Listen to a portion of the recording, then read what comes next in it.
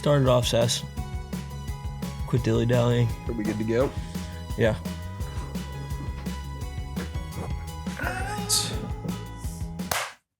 Alrighty, welcome back to the Son of a Boy Dad podcast. We are here live from HQ3. Welcome back, everybody. Lots to discuss, lots to go over. So much. Lots to touch on. Bursting at the seams. Lots. We have new hats. Why don't you go ahead and unveil that? Take the veil off. You know that when you take that out of the plastic, it instantly loses 70% of its value, right? Yeah, but that's game touched little Sass. Oh. That's like when Michael Jordan sweats on something. Yeah. And the value. Those are actually the best things we've ever made. Dude Perfect is actually about to start selling some Son of a Boy Dad hats. They are. They should. Do you want to talk about the fact that Dude Perfect tried to fucking sewer your career? They tried to take everything that you've built over years and years and make it their own. They tried to bury me. They tried to wipe you off the fucking map like you never existed. I know. That made me irrationally angry. It didn't really make me angry at all. I thought it was just funny. Like it was just funny because like how much the internet's changed where it's like, that's just like what happens. Like it used to be like if you stole something on the internet, people would be like, what the, like people would, even if you did something that was like similar to other people, people would like lose their minds. And now it's like, you can just like recreate things and just be like, well, no, we're just following the trend. Yeah, they tried to pretend like it was a trend or a meme or something. Yeah. And he was like, well, you guys edited a video of the guy and put it on the TV. Like, that seems like that was pretty, like, you went out of your way. Like, we're going to go word for word what this original video did. But it did not make you mad. No, it didn't. It genuinely didn't make, like, I was never like, oh my God, they're going to like, this video is going to like surpass my video. Well, it's because the internet had your back from the fucking jump. You're the internet's favorite son. You were born of the internet. How could they have thought that was a good idea? How could they have thought we love this video and we're gonna cover it? I was talking to we're gonna do like an acoustic cover. Yeah, I was talking to, but none of us can sing. I was talking to Homeless Pimp about it, and he was saying he thinks that it's because they have such a young fan base that maybe they didn't know that maybe that they were like, they won't even know that we stole it. That must be what they were playing for. Yeah, but you're younger than them. I don't know. I said it to you guys. I said it to everybody. Like the funniest thing to me was when they just like because they posted it. We were doing a stream for Bush, and Mook was like, "Dude Perfect stole your video." And then like I went and I was looking at like all the comments, and like they had like at that time they had like a couple replies being like, "You stole this from Sass," and then they were just replying to everyone being like, they're like, "Well, Sass will always be the OG." And I kept on just being like, what does that like? What does that mean? Yeah, what does that like? mean? What is that? Is that like they're suggesting that like I'll always have like the original idea, but like they came out and they did it better, so this is the new video, dude? It's like that's what they're insinuating by saying that. Is they're like, well, he'll always have the original. Sass can rest now. Yeah. It's like that's why I sent you the Colin Cowherd thing, being like, hey, we're good now. We got this. LeBron had the last 10 years. It's Ben Simmons now. His video was due for a little modernization, a little sprucing up, and so we figured we'd bring it to the new audience. Yeah. I'm trying to think like, because in music, covers are a tried and true, wonderful thing and can breathe new life into songs and go become hits and all of that. And everyone's fine with that. But in comedy, if I went up tomorrow on stage and just did Eddie Murphy's Delirious. Pretty much word for word. Yeah, and you're like, Eddie's all and I'd be like, he's listen, he's one of my all-time favorites. Yeah. But I never said like, by the way, I want to honor Eddie Murphy. Yeah. Because Louis would do, and I remember watching the sort of eulogy for Richard Carlin, and he was like, George Carlin? Excuse me. Jesus Christ. Richard Pryor, George Carlin. He told jokes that I loved and I want to do them. Yeah. And like there was an honoring to that, but it was only like once he had died. It was like, that's how you. So Dude Perfect can do this at your funeral. Yeah. Once I'm dead. Yeah. With tears coming down their face. Yeah. At your memorial. Did I just get fucking DraftKings. Oh, I can't even get through this. That would have been a funny take on it too. Like, I think that there were any type of other take on it other than the same exact right down the middle exact. Yeah, I mean, it was just like, it's just funny because it's like, it's by far the most popular thing I've ever done. Like, it's not even close. It's just such a funny video to be like, yeah, we're going to take this like word for word. And that's also and, like no one's going to know. It's like Disney taking it. Yeah, like Dude Perfect is like such like a wholesome, like for the kids trick shot brand. It's like Pixar's actually going to be making the draft video now. Yeah. I mean, I think these people just get so big, like they don't give a fuck. Like that guy that made it, like the main Dude Perfect guy, like someone probably just sat him down and was like, just film this. Like he probably doesn't even, I'd be surprised if he's even seen the real video. Oh, I think for sure he watched yours to prepare himself. He's like, I got to learn my lines. I don't know. I need to rehearse. Yeah, maybe. But it was like an off-Broadway production of it. Like he didn't even hit the finger point as good. Like, no, when he did the finger point. Do the finger point live. Show us how the finger point's supposed to be done. I'm not going to do it, because there's like levels to the finger point. That's the most important part too, and it's so nuanced. You have to give it a beat. Yeah. You hear your name, you give it a beat, then you look at the camera and go like, I mean, I don't want to. Because you can't even. I'm embarrassed. Right. I would never. Yeah. Deign. I mean, the finger point I got like a physical cringe when I saw that. It was so bad. Yeah, I was like, oh man. Well, because he also needed to be like 1.5 Coronas in. Yeah. Did I just get drafted? Like, you need that energy. It's also not as funny when you're filming it at like your fucking compound. Yeah. Like your massive fucking fantasy factory office with like he's richer slides than and shit. Every NFL player. Maybe stick to kicking beach balls into like fucking golf holes that are the size of, the moon craters. I didn't have an opinion of Dude Perfect prior to that. Oh, that's the thing, is I'm a diehard fan. That's what's most heartbreaking about it. Sucks. That's I what don't hurts. think you've ever missed a video that they put out. I truly didn't. I was like, they do their thing. They've been super successful. I think it's for a young audience. Maybe that is an opinion. I don't know. But I had no negative thoughts about them. I never felt like we were competing with them in any way.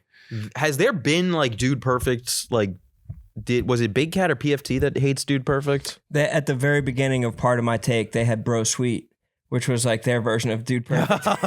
And they would just be like, Bro Sweet, and like just like jump up on the side of a table. That's hilarious. It was so funny. But that's like how long they've been lampooning Dude Perfect. It's like been a clean 10 years. I mean, Dude Perfect was around when I remember when the fucking main dude was fat as fuck. And now he's like got now like Ozempic. Yeah, he's got like Ozempic face. Yeah. Yeah. Look at that. Bro Sweet. They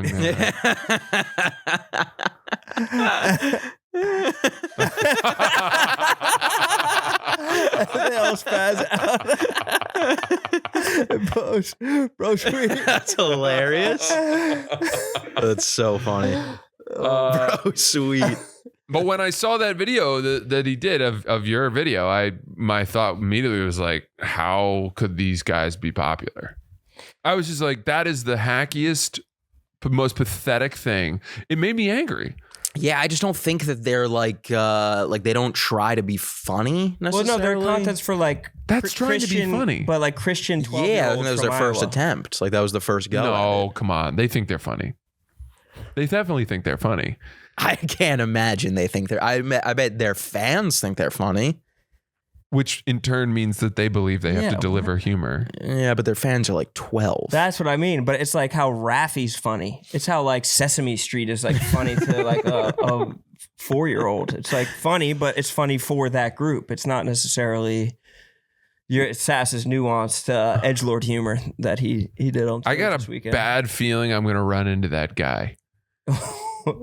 I just feel like I'm think you're ever gonna run. I think him. I am. I think he's not walking around like New York City. Like, by the way, I'm not going to attack him, but I will tell him. I'll be like, that thing you did, that was the most pathetic thing I've ever seen a fucking content creator do. He'll be like, I don't even know what you're referring to. He's also he probably has 4 security guards by him. All right, I'll be like, hey, listen, Omar, let your boy know that video he did, fucking most pathetic thing I've ever seen in my life. Or you try to Red Rover through a security, like charge through the security. Yeah. I just need to let you know, but it got community noted. Like that's all you can ask for. I'm sure he knows that he fucked up. I bet he doesn't feel that hot pressure that other content creators feel when they like are getting lampooned online. This is a nearly exact recreation. It's so damning. With no credit given of a skit by Barstool Sports personality, Lil Sasquatch. You have people coming out of the woodwork to give you credit. I saw Stephen A. Smith was like, really? Yeah, give the real credit to Sass. I heard it was originally of a skit by comedian Lil Sasquatch, and Dave reached out to Twitter and was like, please add Barstool Sports. Yeah. Personality. I know. I was wondering where that came in from. Given by Barstool Sports personality Lil Sasquatch. They couldn't go Son of a Boy Dad? I mean, I know, wearing right? Son of a Boy Dad merch in the video. Yeah. By Son of a Boy Dad co-host Lil Sasquatch, Harry Settle. Yeah, that would help. That would help the brand. But yeah, just tough weekend for them. But so nice to have the internet rallying around our boy Lil Sass. It was good. And yeah, it was funny.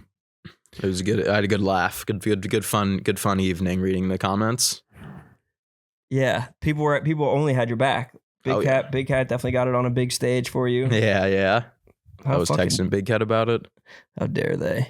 Just ripping on the Dude Perfect boys. Behind closed scenes, you were? Behind closed doors? Oh, yeah. Wow. That's nasty of you guys. Maybe we got it. I was trying to, because like, I was trying to think of a funny, like, I mean, I guess they already did it with Dude Sweet or whatever. What was it? Bro Sweet. Because last night I was watching Dude Perfect videos trying to be like, what could I steal that would be funny? But their thing is like, they're all the same video. So it's like. Or imagine you trying to steal like a video of them like making a shot from the rafters of the Superdome. Yeah. But you have to, it takes like 12 hours for you to do. That was the thing, was like, I went to like their most popular videos on YouTube and it's like, oh, well, I couldn't even recreate these if I wanted to. Yeah, I was going to say, like, what are you going to rent a small plane? Yeah. All right, everybody. This is me dropping an aid package in Gaza. Yeah. Hey, kids, catch this. It's rice. Like, I was going to, I watched, like, the golf ones where they're hitting it, and I was like, well, I don't have a piece of plywood that has these perfect 4 circles in it to chip golf balls at. Yeah. I'm going to skydive from the ozone layer. Yeah. To replicate Bro Sweet. That's actually a pretty good way of getting over something. It's just looking around and realizing, like, you know, to do any sort of revenge or response would require me to leave my comfort zone. Yeah. And I don't want to do that. I just didn't have the materials, really. That's what it came down to. The resources. Raw materials. Yeah. The access to the fucking NFL stadiums that you need. Yeah. The circular saw that needs to cut a perfect hole in a piece of plywood. They definitely have stage crew. Yeah, I don't have a set designer handy. Just using a knife, trying to just cut into it in my apartment. But like you said, the video, it just hits so much harder of it just being a New York dude in a shitty apartment. As opposed to a dude in like a multi-billion-dollar establishment. Yeah, that guy looked like he could have been drafted. There's nothing in common. Did I just get drafted? Yeah, man. You thought you might. You have a trainer. You have an agent. You play college football. You did the combine. You're sitting on turf right now. Your entire life is throwing footballs. Yeah, your couch is resting on turf. Oh my God. How did the filming go this weekend? Good. It went very well. I was happy with it. I was super fucking nervous. Why? And wanted to cancel it multiple times. The SSRIs weren't hitting? No, they were working overtime. I had to take a whole concoction. A lot of L-theanine this weekend. Who featured for you? John Kennedy and Tristan Bowling. You know Tristan, right? I probably do. Yeah. But does he have the red hair? No, he's got like long dark hair. He's like he's on like Skanks a good bit. Oh, cool. I'm sure I know him. He's at the Stand a lot. Oh, I love this guy. Yeah, I love this guy. I don't know if we've seen him. He hosts at the Stand and he's really good. Yeah. Yeah, so I had him and John Kennedy and they cool. switched. You know, it was really funny during I guess not funny depending on what team you're a fan of. But so John Kennedy's like huge Minnesota fan. He's like, obviously he's a Timberwolves fan. He was like locked in on the Timberwolves game the whole night. He went up, they're winning, like things are going great. And then he gets off, season's over. Everybody's hurt. We literally had to like sit him down in the green room and be like, yo, there was an injury. Yeah, what did you tell him? We pretty much, I mean, he walked in and he was seeing the replays of fucking and just overextending. What did the injury end up being? Did they say broken heart? Broken heart. It was knee. It was bad. DiVincenzo got one too. Yeah, that was like right before. Right? Yeah. That's sad, bro. It's absolutely heartbreaking. That was supposed to be the next Jordan. Yeah, and then there was just some guy in the green room. It was like me and just some dude that worked at Rodney's. And he was like, bro, I had $30 on it tonight. He was destroyed. Yeah. He was devastated about it. Yeah. I'm like about to go up. And I'm just talking to this random guy about his $30 bet. Edwards. Yeah. Sometimes like, it's nice to have that kind of like distraction where you're talking about nothing that has to do with your performance that you're about to give. Yeah, the way that I went about it was I just tried not to think about it at all. And it actually helped. About the Ant Edwards thing? About the Ant, like when I was on stage, I was like, don't get caught up in Ant. Like obviously it's going to fuck with my performance a little bit. But let's try to still enjoy tonight. I can afford to lose $30. It's, I'm getting paid more than that this evening. How many camera angles did you have? I think 5. Jesus Christ. Yeah. Nice. Yeah. That's what I was nervous about. Like a Tyler Perry movie. Yeah, it was like a whole so Homeless Pimp shot it. That sounds like Housed Pimp. Yeah. He's got 5 cameras now. Wealthy mansion pimp. Yeah, definitely not homeless anymore, but waterfront property pimp. He do you know him? Just from hearing people in comedy talk about him shoot specials. Yeah, he does a lot of specials, and so it was good. I mean, I was nervous because I was like, obviously he films for like Bargatze and Soder and all these like huge comics. And I didn't know what, like, I thought I was going to get up on stage and there was going to be like, like some dude sitting in the crane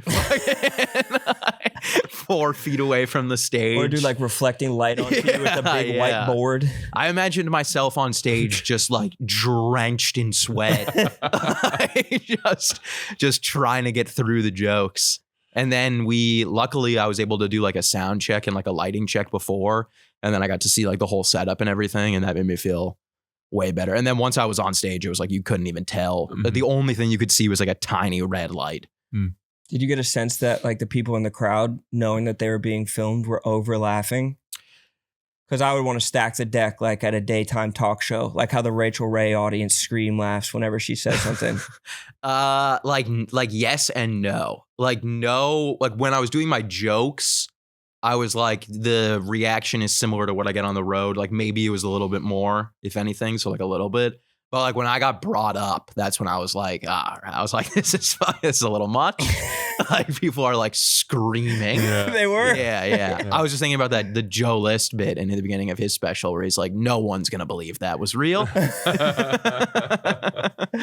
You have to include that in whatever you put out. Yeah. I mean, so like the first show, also like my agent, my manager, and my like everyone was there. So I didn't invite anybody though. They kept on being like, do you want any like comps, anyone? And I was like, I don't want a single person that I'm like, that I know at this.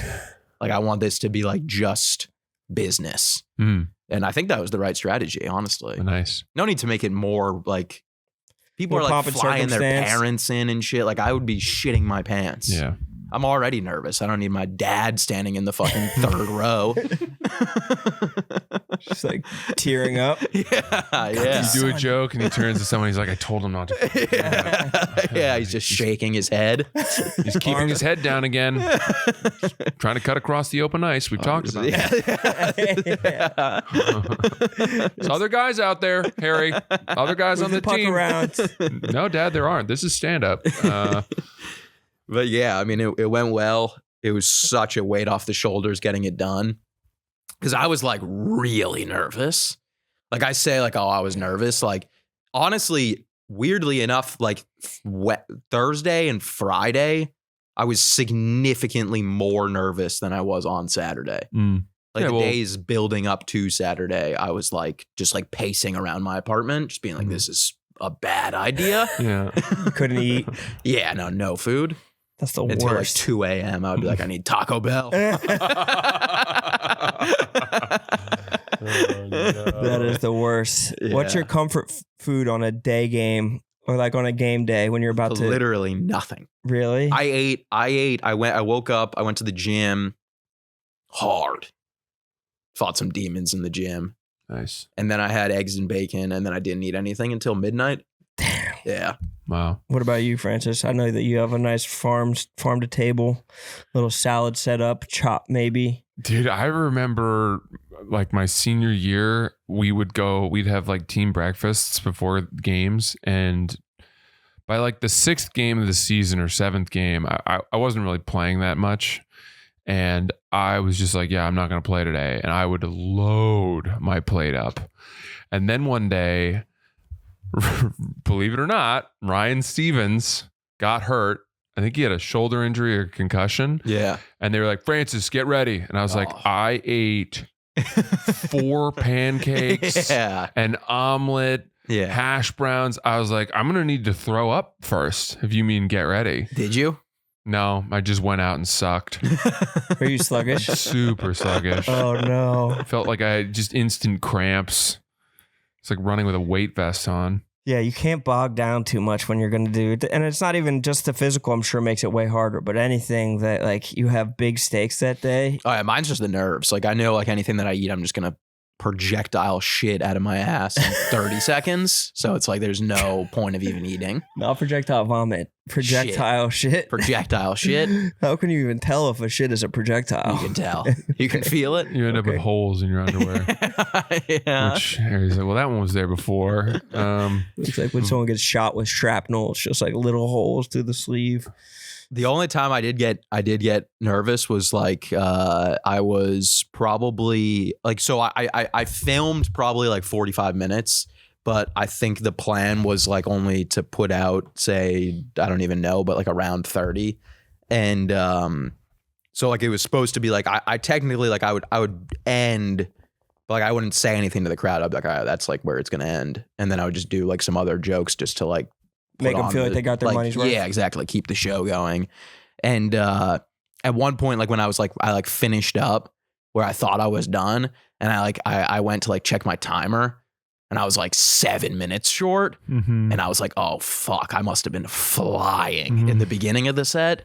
And then we did the second one and it went back to the regular time. Had you just forgotten some parts? No, I didn't forget anything. I think I was just going way too fast. Yeah. I think I was just jacked You were up. nervous? Yeah. Do you feel like you're like don't tell one? I feel like that was pretty fast. The don't tell one, I was flying. Mm-hmm. I think the second one of this was like, I thought the first one was like, we got it. And then the second one, everyone was like, that was definitely the one. Yeah. But that's how it always is. It's always that way. Dude, it was for some reason, like, I don't know what it is. It was so much like the level of nervousness that I was for the don't tell was so much more intense than this. And I think it's just because like this, it's like you pay for the whole thing out of your pocket. It's like your taping, it's your footage. It's all like you can do whatever you want with it. So it's like worst case scenario, if it sucks, you're like, all right, well, that was a waste of money. But like the don't tell, it's like, oh, this is going out no matter what. This is going out no matter what. And it's also like if you fuck up a joke, they're like, we can fly you back out to San Diego in 3 months. And you're like, oh my God, I don't want to have to do that at all. So you're like, I remember doing the don't tell being like, if I fuck up a single joke, like I'm going to have to come back to San Diego and redo the joke. And then luckily, you know, but this was just like, you can do whatever you want. Cool. Thank God. I'm relieved for you. Mm-hmm. Me and Francis were worried sick going into it, so I'm relieved for you. Yeah, congratulations. Thank you. And thank you. You had it, your taping while Rowan had his birthday. Of course, yes. Rowan as an homage. All righty, folks. Let's talk about Rocket Money. Rocket Money can track subscriptions and has the ability to cancel unwanted ones within the app with a few taps.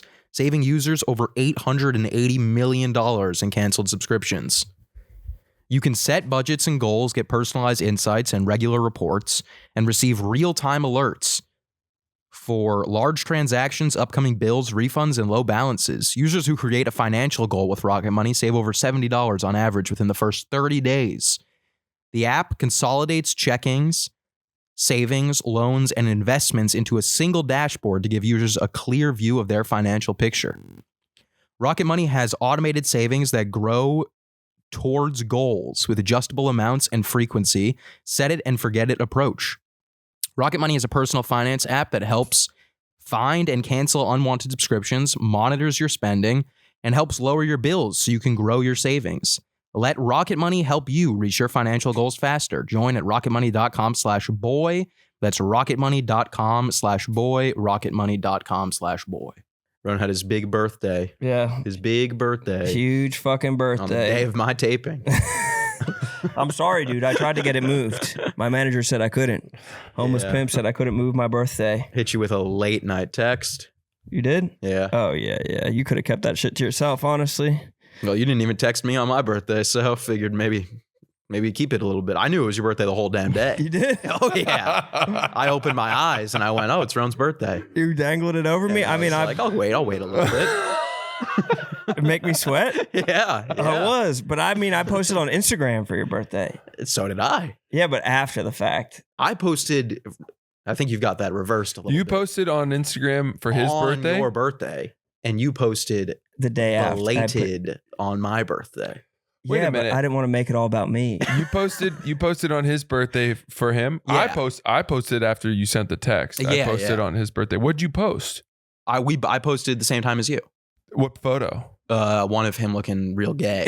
Oh, Yeah. nice. Okay. Yeah. Oh, very funny. Even gayer than the one of the three of us looking at the sunset that I posted? No, that one's good. That's pure gay. That's all gay. This was the one because he posted one of me looking gay on my birthday. I remember. And then I have one from the same day of him looking gay. But mine was a joke.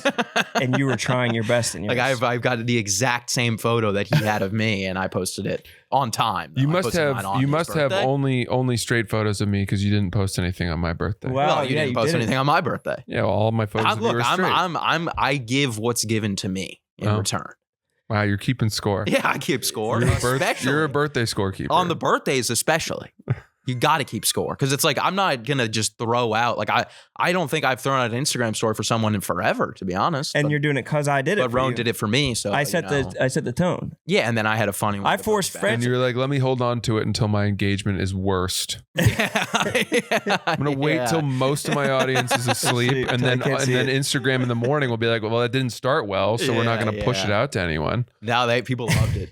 I would say it went viral, honestly. Yeah. I had people in my life asking questions. I never gotten 500,000 views on a story. It was just me looking gay in a suit. 50,000 shares. That was damning. People were really saying, "Oh, you're the real little sass," and saying, They were torching you. Gay stuff. They were giving it to you bad. Yeah, it was fucking damning and embarrassing. But whatever, those gay guys are my brothers. They're my gay brothers. Yeah, love that. During the taping, I would just hear like random, like they're like people. The Barstool fans just still don't understand. Like they'll just say anything. They just let out like random references that no one else. Yeah. Like you'll just be like in the middle of a joke and you'll just hear like Roan.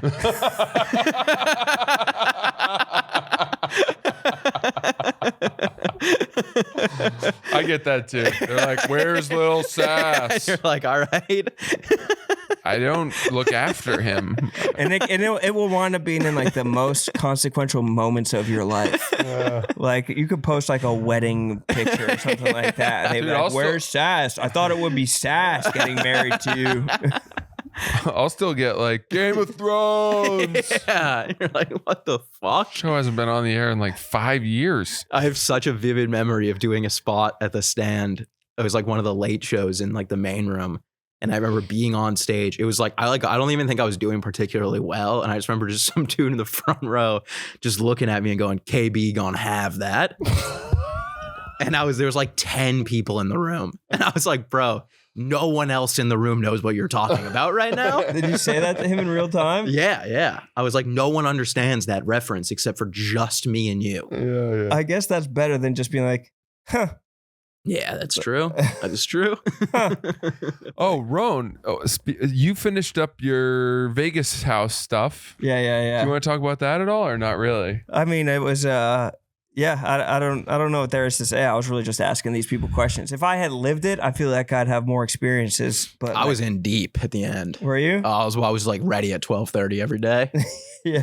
So had it open on the computer. I saw you in the chat being like, "Where's Lil Sass?" Did you see me in the chat? No, I didn't have the chat. You open. didn't have it up because I kept on typing in it and then it was moving too quick. Oh yeah, that's the worst about those chats. Yeah. Maybe I should have had it open just to get questions in real time from the people. There wasn't. The chat was pretty negative. Yeah, it wasn't. I mean, it wasn't even negative. It was just like they wanted you to like ask questions that you were just never gonna ask. Yeah.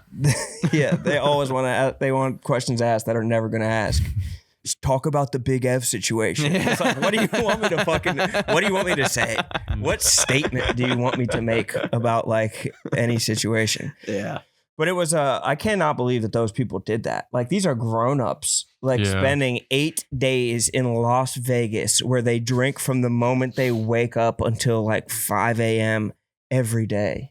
Bro, even doing that for like 3 days. Dude, crumbled. Vegas is a 2-night maximum for me. I mean, I did Vegas. Last time I went to Vegas was Skankfest. That was literally like when I was like, I got to stop drinking because it was just like I had to cancel a flight because I was too hungover. Yeah. Yeah, that's bad. You can't operate like that. It's hell. I mean, to fly back from Vegas to Chicago and then go into the office the next day. Yeah. Dude, I mean, I used to have a joke about the flight home from Vegas. Yeah. Because the contrast between the flight there and the flight home. Oh yeah. And like the last time I went to Vegas, I'm not doing the bit, I promise. But on the way out there was a guy who, when he got on the plane, he didn't have a bag. Oh yeah. And I was sitting in the row behind me, and he didn't put anything in the overhead, and he didn't put anything underneath him. And the woman next to him was like, "Oh, did you check a bag?" And he goes, "No." And she was like, "What are you doing? Like, do you not have anything? You're not bringing anything?" And he goes, "I plan to win money to then buy myself clothes." And he goes, "By forcing myself to win what I need, it'll make me like focus." He's a hunter-gatherer. Yeah. Yeah. He's like, if I bring clothes, it makes me try less hard. It's like bad luck for me. I know I'm closed. Just go home with what's in his pockets. That's insane. That's insane. Raw dog in a fight just because you need to win. Yeah. And having to hit Macy's after you're already down $20K. Yeah. You just start stealing everything. Yeah. Picking up a pair of fucking Hanes underwear from CVS. Or just like going through the labyrinth of Vegas to try to get out to get to a TJ Maxx or trying to find a clothing store. that's not like Balenciaga. Yeah. Yeah, that's a tough proposition. But Ella Griff, after 8 straight days, she just went home and just was like out at the bar in Chicago like that exact night. Oh yeah, I mean, obviously, like some of those people are just like built different. They're lifers. They're lifers.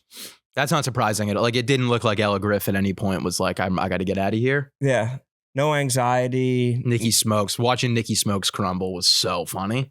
Well, it should never happen to him. That's like watching, I don't even know, like a superhero with the cape off, like seeing him limping down the tunnel, like not being able to finish. It's like, wait, but you're fucking Batman. He left? He tapped out on the last night. What? Did he fly home or he just chilled? He just went to bed. Yeah. He went to fucking bed at 10 o'clock. He just walked down the tunnel like limping. They're following him through the fucking. It's brutal. It's brutal. You can't, because you can't beat Nikki Smokes and do that. Yeah. It's bad for the brand. Exactly. He's the one on day one being like, Deutsch, I know you're trying to fucking nap right now. Not cool. Yeah. Like, get this shit together. You cannot nap in Vegas. I do feel like it was crazy how many people left. 9 people. Yeah, that's insane. 9 people. The photo of the final cast. Yeah, it's like 5 people. I don't know who these people are. It's like Annika's really hot guy. Oh, yeah. What's that guy's name? Brady. Don't ask like you don't know. And then Izzy. a couple other people. I'd never seen Goldfinger. I thought I was calling Mook every day to get him to explain he's got all the info to me what was going on. And I was like, who's this Goldfinger guy? And he's like, oh, he's the man. He's the man, dude. He's so great. Like, he's so funny. And then I watched like some of the clips and I was like, dude, Mook, this guy Goldfinger, I don't know if he's the man. Nothing against him, but like he's not doing so well. He seems like he's the child. Yeah, he was in a bad spot. He's in a bad really spot. bad spot. That's hell. The spot that everybody, they put people in crazy spots. That's why I didn't understand like Goldfinger like running around the New York office being like, I'm going to Vegas. It was like, bro, you're going out there to get fucking destroyed. Like, you're going out there to just get screamed at by your ex-girlfriend and Kelly Keegs. I also thought point blank range. Yeah, don't get on that flight. Also, finding out that Goldfinger was his real name and not like some weird fucking pseudonym, I was like, there's no way that his real name is Goldfinger. Imagine his flight to Vegas, how excited he is. And then can you get the clip of Kelly Keegs like backing him down with her chest? Dude. He should have taken the charge, honestly. If he just plants his feet, that's an offensive foul going the other way. I just can't imagine like being, I don't know. I maybe it's because I've been to Vegas or maybe it's because I just don't drink. Like, you could tell me anything is waiting for me in Vegas and still I would be like, I don't want to go to Vegas, man. I don't want to get on that flight. No. 6 hours to fucking Vegas. I feel the same way about Vegas that I do about concerts. Yeah, totally. Yeah. I mean, unless you're getting fucking banged up, Vegas can be. Yeah, but you almost need that like a last day to like completely get sober. Did these people gamble at all? Was anyone going to the tables and playing? I think Tommy Smokes was at the blackjack table. I know Mikey. They say found Mikey Betts at the blackjack table at 8:30 in the morning with a Mai Tai. Nice. He was like, I've been doing this every day. He has like a small break where all the other producers were using to sleep. And he would just go to the tables, the electric tables, not even like with the actual dealer. That's the worst. He was just like playing electric games with a Mai Tai at 8:30 every morning. I do fuck with those though, to be honest. I like the ones where it's like the theater seating. Like it's like you're like the movies. Yeah, that's you're just at like a booth and you can play whatever you want. Mm-hmm. And then there's just like electronic dealers up front. Maybe we got to get out to Vegas week. Yeah. But we just do nothing. Chip week. Something happened to me recently that I wanted to bring to your guys' attention. Oh, wait, here. Before we do that, here's. Oh, my God. Holy shit. Abject terror. You can hear the swish of his velour sweatpants when he backs up. Why would he even argue? Why is he even saying it? Just fully walk away. Walk away. You don't have to be there. Oh my God. Like he was like fired up to get out there for this. Wait, why is she so mad at him? I think he maybe stepped to her and she said, back up, back the fuck up. Like, don't you ever get in my face. And why was she so mad at him before he got there? Because he had dated Una? He was spreading rumors about Una. Oh. Yeah. Okay. Got it. Poor guy. I feel bad that I said he wasn't the man. It's okay. All good. I just think he's young. He's a very young guy. I think, boy. Yeah, he probably, there's some stuff he probably wanted to have back that he didn't acquit himself the best.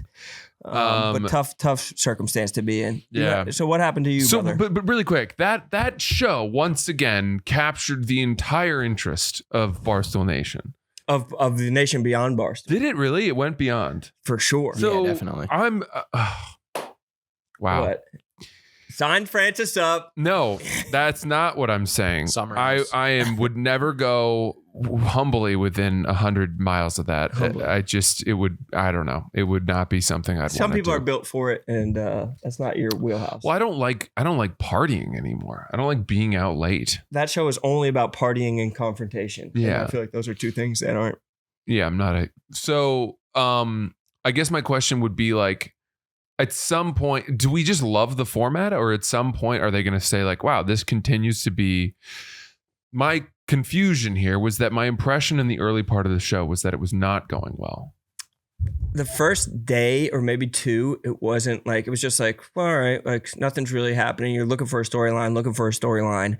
And then you get like an explosive, like Bravo storyline of the year storyline. Yeah. The kind of shit you dream about. But it was a product of a lot of digging by probably a lot of the producers or I see whoever hosts the show. Yeah. I was following parts of it. I was following bits and pieces. Oh, so this is a third-party website. Wow. Yeah. This stuff, this head-to-head stuff. Yeah, I saw the Peyton thing, and obviously, but I didn't know the origin story of Goldfinger. Golfdinger. Yeah, I was gonna say Goldmember. Wow. Well, oh my God. Oh, I can't even watch it. Do you feel good having been off social media? I never even watched this video. No, because this was like, I watched it on mute. What everyone was into, and I had a hard time finding it. Right. Where's Peyton? Peyton's right here. You want me to talk about it? I will. Do you remember when you got wasted at Pioneers when you were an intern and told me like everything? You were I think we're talking about two different rumors. I don't think so, because I think we are talking about the same one, and we're not allowed to say the name because it's so damaging. But you told me that he was DMing you at the Super Bowl when you were still in college. He was. Okay. But I didn't. But that's not the rumor that we're talking about. The rumor is that I had sex with this person and I didn't. You also were like, you were engaging in it. So it's like, this isn't that crazy. Like, I don't know why you're like so double down on Sam Goldfinger. That's not true. Because I'm sure you're telling Sam Goldfinger. You're always running your fucking mouth. I DM'd this person back and I said, and you also like, there's so many fucking people that like I know that you have hooked up with, and like you've told me that night, and there's it's just like so many people. The one of probably how you got the job in the first place. Yes. I was watching like embedded clips on Twitter where like you can't even full screen it. Oh, because you don't have Twitter. Correct. Yeah, you can't like watch videos on Twitter if you don't have the app anymore. And you really can't watch videos on Instagram. If you try to do anything, it just immediately throws you to the app store to download it. And it's like, maybe you want the app. And I'm like, I know your tricks. The way that people just line up in the background for this clip, like people are just from point blank range watching this confrontation go down live. I do love the burl wood. The burl wood is really nice. That wood is phenomenal. Lovely wood. Oh my God. And it was also like, this is fucking P. Diddy's mansion. Yes. That's crazy. It was the freak. It was like the freak off. That's where like the main. Yeah. Did you see that? It was available. That's the Vegas equivalent of like finding out someone died in the house. There's literally like, there's like an article there. It's like P. Diddy had beds on the basketball court, and then it's the same basketball court. And then it's Nicky Smokes like going off the bed for like a layup with the opposite foot. Look it. That's where they were staying. Damn. That's where the confrontation between Peyton and Una went down. Right where Diddy's son was hitting his layups, was hitting mid-range jumpers. Wild week. Good for them. Happy for them. Happy for them. Yeah. Happy for them. Hope they got what they wanted. Did anyone come out of it being like, that was really good for me? Dante. Yeah, Dante had the week of his life. Dante? I love Dante. Yeah, Dante had a great week. Dante finally got to his final form. Oh, good. Of like finally being respected for being the party boy that he is. Dante is the man. He can hang. Yeah, Dante is the man. I've always been a Dante guy. I really have. How could you not be? How could you not love Dante after this weekend? I was like hard on Dante on one of the shows. Oh, like, yeah, like, you were digging it. You guys were going at it. We were going at it, and then he texted me afterwards. He was like, "What was that?" He was like, "Was that some like Johnny Foxborough shit?" What's Johnny Foxborough? Is that when like Bill Belichick was really tough on Tom Brady? It must be, yeah. I tried to look it up, and I think it was like whenever a moniker used by Bill Belichick to motivate Tom Brady. He was like, "Was that some Johnny Foxborough shit?" And it honestly was. I was like, I knew that he was like had the highest capability of making some shit happen. I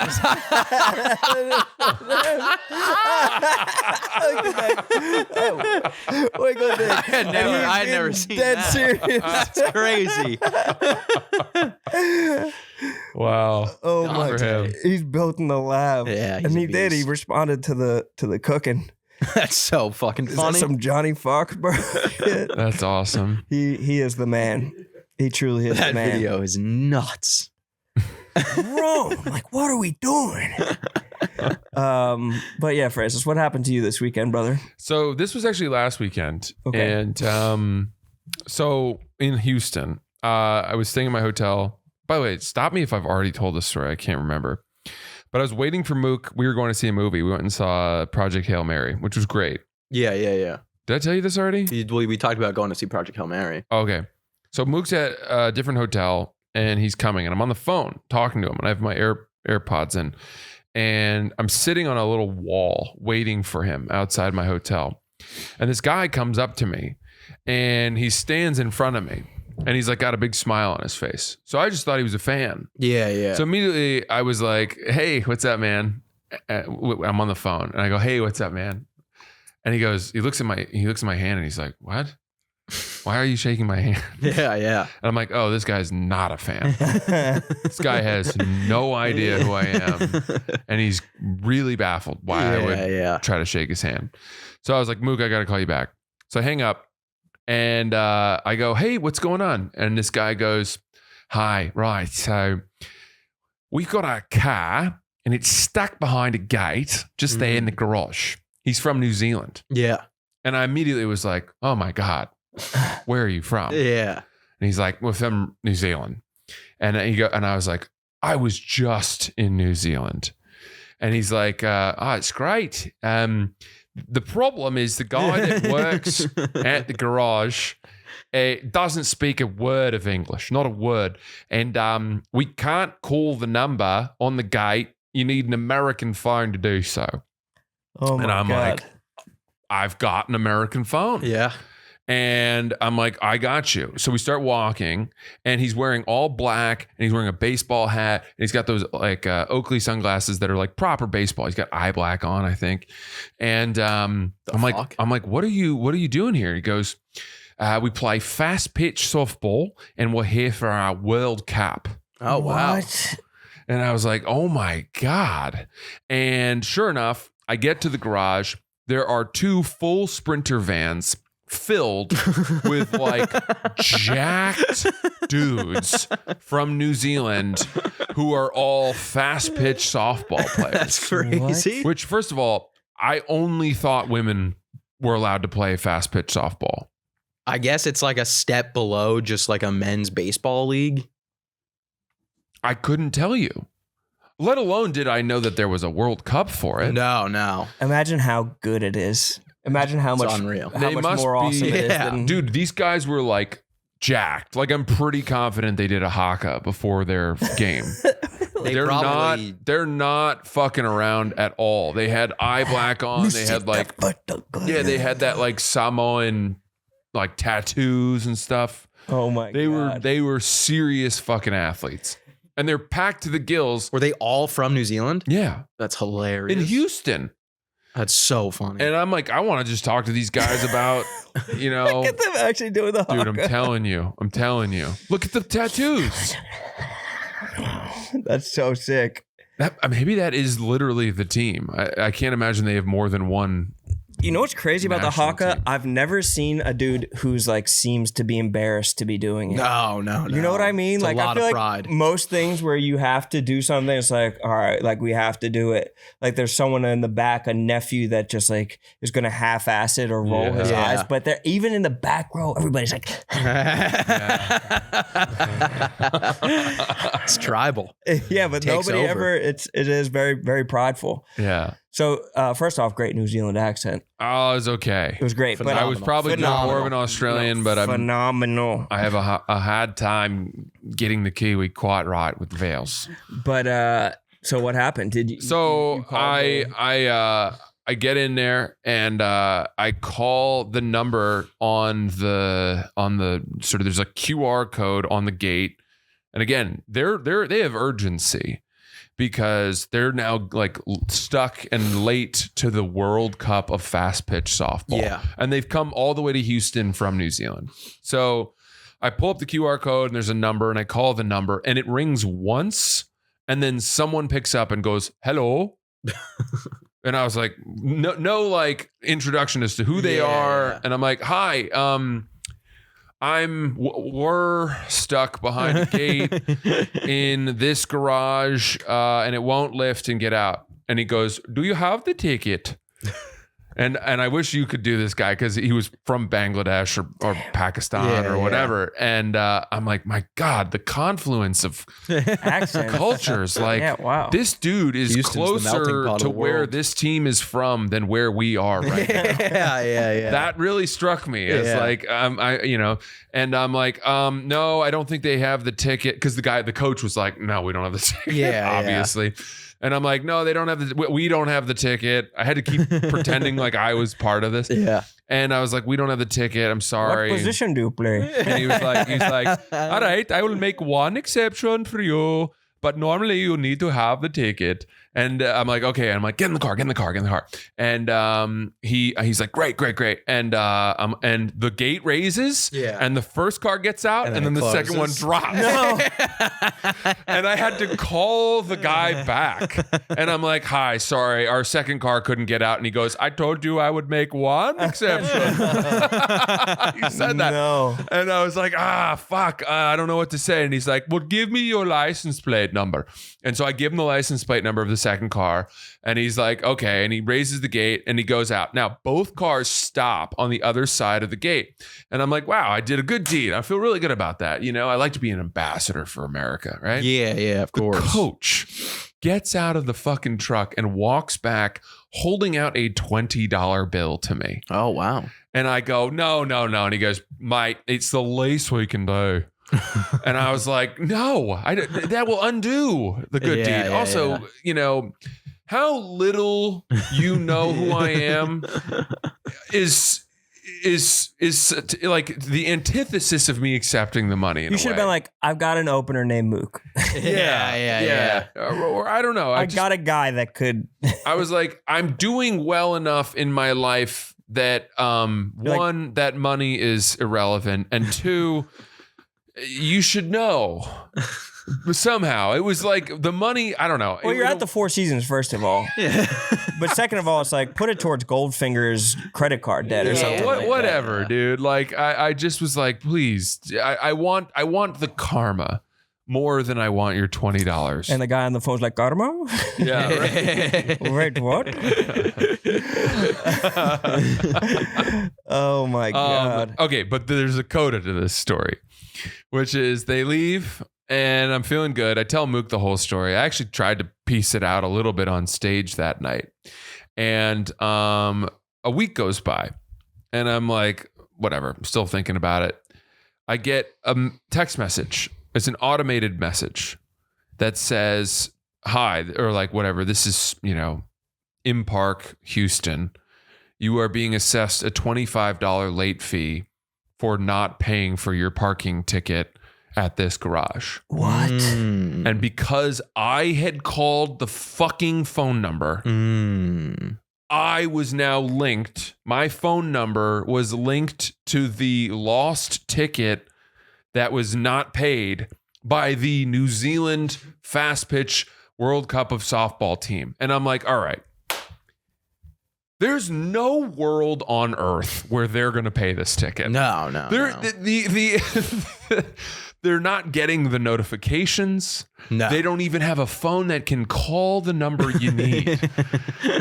Do I tie the ribbon on this good deed and pay their parking ticket and the late fee? Do I have to go all the way to the end in order to earn the full karma instead of just like somehow letting this languish and accrue continued late fees that will mount to the degree that like they'll someday get found through the rental van company and realize that they owe like maybe hundreds, if not thousands of dollars. And like, they'll never come back. They could just never come back to the US. Yeah. I mean, what about next year though for the World Cup? Yeah, fuck. The most nefarious timeline is they're like, well, I'm not paying it. Like they're just like, they're like, mate, find a fucking Yankee and make him cool. And then like they knew that it was going to fall on you because they weren't going to submit their phone number to it. I guess They have the license plate for the rental van of the second van. Yeah. They have that license plate. So like when I clicked into the link that was provided, it was like, here's the rental thing, here's the bill, and here's your phone number. I wouldn't pay it. What should I do? I mean, now it's up to $100. I'm still getting these text messages. You have to pay it because this could, I mean, if it doesn't turf your credit score, it could nuke theirs. And they're my Kiwi brothers. Yeah, it might be the right move. I think we got to get this clip viral and see if we can get this clip all the way to New Zealand. Yeah, listen, if you are any member, should have taken that $20 bill. New Zealand fast pitch, well, it would have paid for at this point 20% of the fucking bill. If you're a member of that team and you see this, maybe we could split it. That's fair. I don't really know what else to do. I mean, I will pay it, but just know that, you're asking a lot now. It's like give a mouse a cookie. Well, how do they even have your information to be charging you? Just because they have your phone number, they're going to put a lien on your fucking house over this? Like, how are you culpable for this because you called? I trying to think about that. I was like, they have none of my financial information. All they have is my cell phone number, but I am the one getting the late fees. I'll show you. Maybe you should just call them back and be like, hey, I'm not connected to this. I tried, and then it went into a whole automated thing, and I was like, I'm not going to deal with this. Yeah, fuck that. Did you give the Indian guy your social security number while you were on the phone? No, accidentally? I didn't. No. How funny is it, by the way, that he picked up and he just went, hello? Like, I kind of wish that's how all, far distant land customer service was. Yeah. Just, hey. Yeah. Let me see this. Well, you're finding that I was in Chicago and I ran into Mook. And I was like, Mook, we were just talking about you on the last episode. Really? I was out there for the NFL show. I was like, Mook, we were just talking about you and your time with Francis out in Houston. And he was like, did Francis tell you how he bailed on me for dinner? How he had a secret dinner without me? That's outrageous. That is outrageous. What a joke that he would say that. And if he said that, then now I have no problem like telling the entire story of Mook. Because I withheld information that... Did we talk about him, the girl he met? Yeah. Oh, we did? Yeah. Oh, okay. Yeah, we didn't really withhold much. Oh, okay. Then fine. Then fair enough. I forgot that I had told that story. That's outrageous that he said I had a dinner planned with Brad Dahlke, his wife. You were with Dahlke and his wife? He didn't say that. He just said his friends. No, it was Brad's wife, Brad's brother, and Brad's brother's wife. And the five of us he definitely didn't know that. Had planned to go on this dinner for like weeks, even before I had invited Mook to come. Yeah, I think he thought it was just you and Brad. No. Wait, you know about this too? Oh yeah, I know about it. And that's you know about this because too? all four of them were in the green room with us. That's crazy that he would. You might want to get ahead. You might want to talk to Mook. Tell him he's not coming on the road again. No, it's over. And by the way, I treated him to VIP tickets to Project Hail Mary. Yeah. Unlimited popcorn. VIP that everyone has. I took us. I kept telling him to come meet me for breakfast, which I would have treated him to. That's not how he operates. And he's like, I don't eat breakfast. Yeah, he's not a breakfast guy. His first meal of the day is 3 p.m. Yeah, and a gallon of iced coffee. Yeah. And then it was like, we had drinks every night at the Four Seasons afterwards. I was getting him dirty martinis. I was getting them all lubed up so that the 4 looked like a 5 at least. You got him back on the bottle bad. Good. He's drinking like I've never seen. That's what I like to hear. No video games Saturday night. Just hammered. Excellent. Me and Jerry were both on, texting him, where you at? So you guys were pissed? He's drunk. Yeah. Oh, I didn't put it together that you two are both sober and he's like the third part. So it's like to even hang with both of you guys, he kind of has to be sober. Yeah, I mean. Well, you guys were disappointed in him for being drunk. He said he goes 2 weeks off and then he'll get back on the sauce. Yeah, probably. But I took him for a drink the first night. And all we had was like a nightcap. And then the next night he went by himself back to the Four Seasons while I was got a little taste. Yeah. And I think he had a number of. Oh, yeah. Once you get one in him, I'm like, stop. Dude, that bill must have been quite exorbitant. Yeah, definitely. Because he's. Yeah, but he was like, well, you got the Amex Amex Platinum. Yeah. He doesn't. Yeah, but it's on your room and you have the resort credits. Oh, he might have put all the drinks in my room. There was a huge charge for me after, and I didn't even look into it. And he was with a date. That would be so funny. You had the Amex. He definitely knew my room number. I said it a number of times. I can see him just sitting there being like, yeah, room charge 1760. He's like, fucking Francis doesn't want to invite me to And then dinner. he leaves with the girl, and then she's like, where are we going? Aren't we going upstairs? And he's like, I got another. I keep multiple I have 2 hotels. rooms. 20 That minutes one's- down the street, actually. I have a flop house hotel that's also 4 stars. Yeah. No, I just like the bar here. Oh, man. I can't believe he told you that same story. Mook says that he Yeah. talks to you like every day, Yeah, probably. that you guys are always up to speed on each other. Yeah, I mean, I already talked to him and Jerry today. I mean, him and Jerry, the thing is they're just in Chicago together, and then they get themselves into trouble, and then they call me. Just waking up this morning, and they're like, bomb, Sass, bomb. Got to talk to you ASAP. What was it? It wasn't even really that big of, I mean, it That's could a- potentially be a big deal, but I think like, That's a nightmare text to wake up to. Who said it?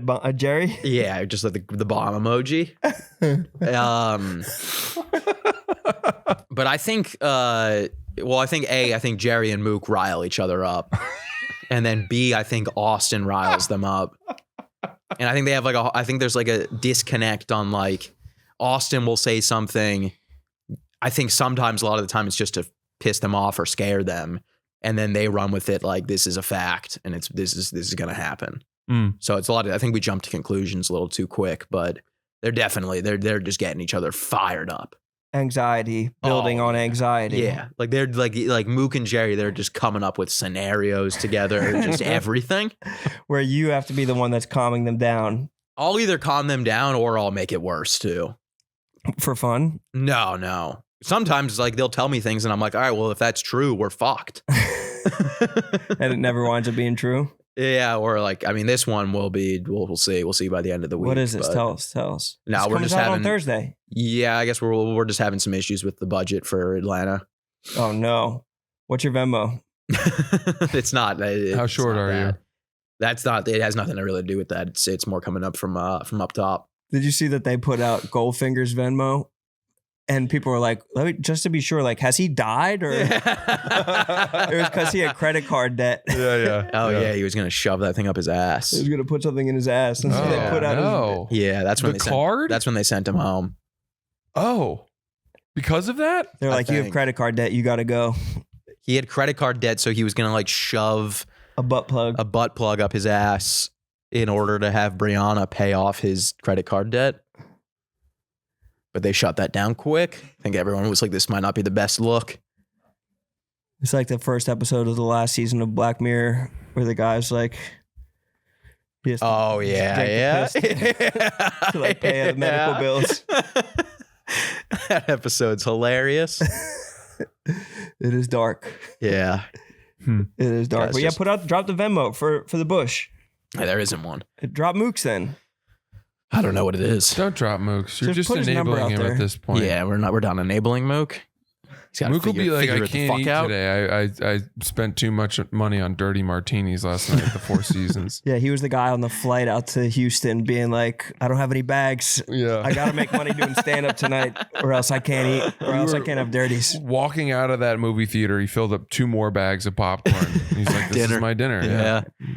Alrighty, folks, let's talk about Aura Frames. Aura Frame is the perfect Mother's Day gift to capture the chaos you put her through and the memories that came with it. Add as many photos and videos as you want. Keep adding from anywhere, anytime. Add a message before it arrives. Every frame comes packaged in a premium gift box with no price tag.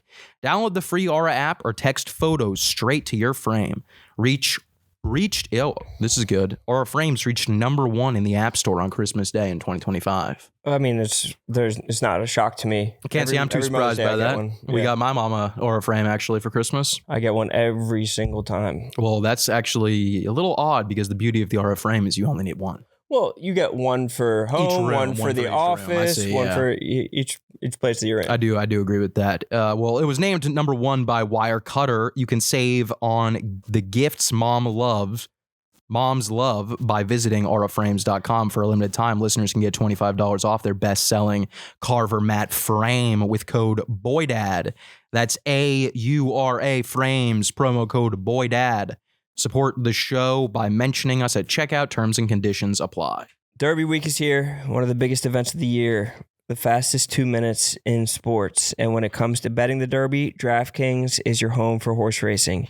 Gentlemen, suit up. Ladies, bring those wide-brimmed hats, because when those gates open, and it's not just a race, it's the best sweat in sports, and it's not over until it's over. Picking your horse is half the fun.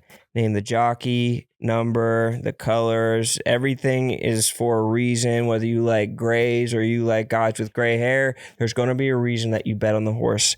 And if all the odds races are always going to be out there, that means that they're going to be out there with DraftKings Sportsbook, because they got promos for an experience that you know and will always love. Right now, DraftKings has brought back their King of the Track promotion. All DraftKings customers can opt in, bet $5 or more on a horse to win the Derby, and if your pick crosses the line first, you'll win a share of a $1 million prize pool. Who will reign supreme? Download the DraftKings horse racing app, DK Horse Racing app, and use code BOYDAD. That's code BOYDAD on DK Horse. Bet $5 or more on your horse to win the Derby, and for your you'll get your shot at winning a piece of $1 million. Pretty nice. Only on DraftKings. The crown is yours. It's important to remember that even though my entrees I'm very Spartan about, I eat desserts in a way that's like horrible. There's a pie sitting in my car right now that I was on the drive in today. I was eating it with my hands. Good God. I was breaking off chunks. You're not a guy who leaves the crust in the pie, are you? No, my God. The crust on this particular pie was the highlight. It's not the one from upstate that you brought me, the rhubarb, is it? No, did you eat that though? Yes. Okay, thank God. Pie. 6 months later. That was a really special pie that I brought you, and I was like, it's important. Oh, buddy, don't worry. That. Okay. That found a home. All right. It's like a puppy adoption. I had a special one for that one. That was a gift. That was to honor the. That was one of the best children. pies I've ever had in my life. Yeah. That was from this place out on the North Fork of Long Island that I can't remember the name of, but they're famous for their Sass, pies. you will never have that pie. That I fucking promise you. Probably not, unfortunately. Yeah, you won't, because you'd be like, I don't even like those types of pies. You know who makes a great pie? Amtrak. Those little plastic wrapped single pies, there's nothing better. Entenmann's pies. I do love a good Amtrak pie. You boys saw that they tried to get my boy Trump again? Does anyone believe that? Bro, I was even talking to my parents about it, and they were like, that was not real. Like, no part of that was real. Like, dude, you couldn't get into that. What was the event? White House Correspondents' Dinner? White House Correspondents' Dinner? Yeah. You couldn't get into that without guns. Like, if you had no gun and you tried to get within like 10 miles of that, they'd be like, no way. Let alone with multiple guns. Like, they close off the whole street for those events. Yeah, and also the fact that they didn't shoot the person. Did they not shoot him? I thought they did. I thought the person was alive. Oh, I thought that was the only person that they got. I thought like he didn't. I thought I might be completely wrong about this. I could be wrong. I thought what happened was that can we get to the bottom of this just so we're right? I thought that he got in. Like, have you seen the video of him just running through the security guys? He just like sprints through security and then they get him. But I don't know if they shot him or just tackled him. Yeah, it looked like Francis trying to get to the dude from. And then like there's like I remember like it was going like while it was, because it was in between the early and the late show for my taping. And I remember watching it and they were doing like an interview with someone and they were like it was just, we just heard a really loud noise, like someone dropped a plate. And it was like, I think there's a pretty big difference between someone dropping a plate and someone shooting a gun in terms of sound level. You'd be surprised. That's what it sounds like, bro. Yeah, that like, picture of him on the ground is what I saw. But also, who took that? Exactly. Who took that exact picture? Someone got down on the ground to give him a 3 count. Yeah, like the WWE camera. You know? It's the guy ringside with the camera. Yeah, so it's the exact same thing that happens every time there's one of these shootings. There's this random guy, no information on him at all. Not if he can't even figure out if he's dead or alive right now. He's alive. Yeah. Okay. So he's alive, but did they shoot him? No, they shot his picture. They shot his headshot. That's a lot of good photos. The funniest part is that Oz the Mentalist was on stage during it. Oh yeah, right? Really? Yeah. It was Oz the Mentalist was in the middle of doing a trick. He was doing the big. He was in the middle of doing the big reveal. Yeah. To Trump. He was about to say who was going to win the Super Bowl next year. Yeah. Fuck! I needed that. Wait, what the fuck was he going to say? Finish it. Like, I don't know. I just don't see how this person would even have gotten to the hotel where they were having the he probably did a spin move. Harry, I gotta say, I love what's happening with you. I mean, I don't think I'm wrong there. What, his third eye's opening up? Yeah, I'm enjoying this sort of blossoming of doubt. Bro, you can't even get get past TSA if you don't have a boarding pass. And you're telling me that you could run through the security at the Correspondents' Dinner with multiple guns? Yeah. No, I'm with you. I'm starting to come around. So what do we think it is? Who do we think is behind it? I mean, bro, Trump literally announced the day before that he was going to the Correspondents' Dinner for the first time since 2015. And then that day, something ain't adding up. And then Erica Kirk, you see the video of Erica Kirk running? Yeah. Crying. They were flaming her. It's all psyop. Yeah. I mean, they should be handing out Oscars for that performance. They were let's get everybody. Kash Patel's sitting in the corner. He doesn't even know what's going on. He's shit-faced. Yeah. He's just sitting on his phone trying to call people, trying to be what the fuck are we doing? I saw the close-up videos of everybody stealing champagne afterwards. Everybody was just grabbing the champagnes off the table because they had cleared out. What would have happened to that champagne? Can't put it back on ice, right? It's skunked. Yeah. Right, Francis? If the bottles were opened? No, they weren't opened. But I think it was. I think you can. Can you chill it, go warm it, and then re-chill it? Yeah. I mean, you don't want to do it more than a few times or once or twice. I don't know. But I buy beers at Maine Beer Company in Maine, and they're refrigerated, and then I drive with them back to New York, at which point they're room temperature, and then I put them back in the fridge and drink them, and they're totally fine. Yeah. I didn't know you were drinking beers out here. I were slamming beers like that. I drink beers out here. Really? Yeah, sometimes in here, out here, it doesn't matter where. Never seen it. Beer week. I'll drink a beer. I've never seen drinking beer. You never seen me drink a beer? No. I barely don't think I have either. Just Negronis. Negronis or wine. I'm sort of a seasonal beer drinker. I like beers in the summer. Oh, who doesn't? I like a summer beer. Who don't? Frozen glass. You talking about a shandy or what? No. I'll drink nice New England IPA. I like not like a hazy one. Those are a little heavy, but crisp, Woods and Waters, Wolf's Neck. Peepers, their pale ale that I really like. Post-Rite Snack is a great session IPA. God damn. How many of those are? I saw Max starting to salivate over there. Yeah, Max loving it. How many of those are you putting down in a session? Oh, probably just one or two, and they're just like a dynamic warm up for me to start drinking liquor. Yeah. Socials. I thought it was liquor before beer. You're in the clear. Beer before liquor. Never been sicker. Yeah, I used to be a bitch. But when you drink as much as Francis does, it doesn't really matter. No, yeah. You can put the cart before the horse. You can put the cart on the horse. Yeah. Sometimes I'll mix the beer with the liquor. Mix the cart with the horse. Yeah. He's going to be, he's never going to be sicker regardless. Doesn't matter. No, I'm going to throw up. I'm going to throw up, but I'm going to do it to keep my figure. Yeah, exactly. Yeah. Or to keep drinking. I throw up. Sometimes I'll drink the beer first just so that I can throw up. That's why Francis's one finger's a little bit crooked to really get down to the bottom of the throat to really launch one. Ben's like a pipe cleaner. Really get in there. But he can make himself throw up like diddle my esophagus. The Exorcist. Yeah. Hit that little speed bag in the back. Oh, Roan, how's the EP doing? Good. Yeah, you happy with it? Yeah, it's fun to put out. Just a hobby. Yeah, you put out an EP. Yeah, I put out some music. That's amazing. Just as a hobby. Where do I find it? On Spotify? Yeah, it's on Spotify. Fuck yes. Congratulations.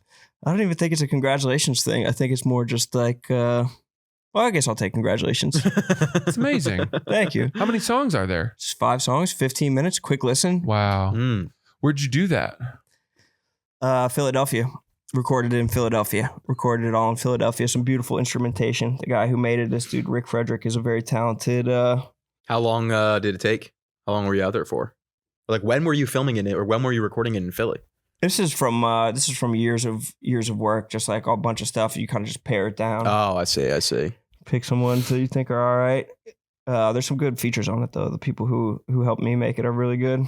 It's not funny at all. So I don't. I wasn't expecting it to be. This place where it has a place on this show, but who were the features? Meek Mill, M. Black Thought. Did you get M on there?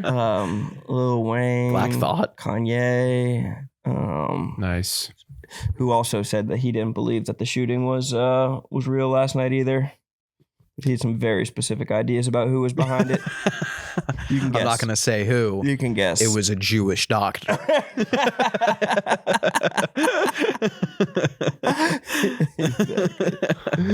had those same thoughts about it. But yeah, go check that out. It's called The Crown. On Spotify. Is it on Apple too, or just Spotify? Yeah, everywhere. Oh, fuck yeah. Fuck yeah. Cool, SoundCloud? Man. Probably. Got to get it on SoundCloud. Bandcamp? Of course. You can illegally do whatever you want with it. Fuck yeah. My catalog is public catalog, so run roughshod with that. Maybe I'll use it for one of my new gaming videos that I'm going to put out. Oh, that'd be sick to get an edit to one of them. Yeah. That would be cool.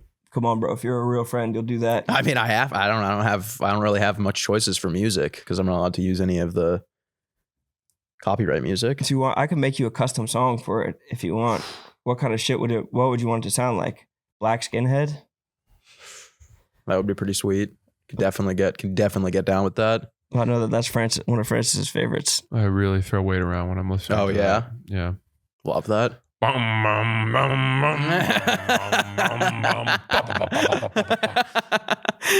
That song doesn't get it going for me at all. No. Oh my god. Why? I feel like I'm at like a fucking free skate.